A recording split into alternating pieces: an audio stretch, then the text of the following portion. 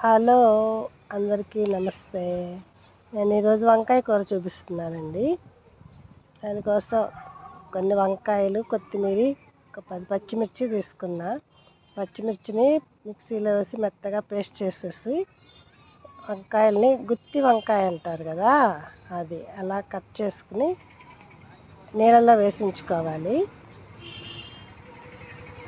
ఇలాగా బాణలు పెట్టి మూకుడు పెట్టి దాంట్లో కొంచెం నూనె వేసి పోపు వేసుకోవాలి. పోపు అంటే కొంచెం కమ్మగా ఉంటుంది, మినపప్పు జీలకర్ర వేస్తాం.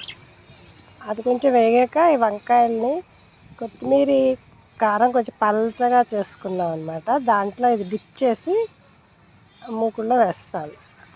ఇలా వేసినప్పుడు కమ్మగా ఉంటాయి. కొత్తిమీర బాగా పడుతుంది కారం.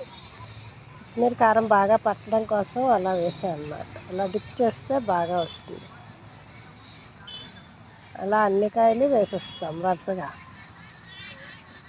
వేసాక 10 నిమిషాలు మూత పెట్టేయాలి.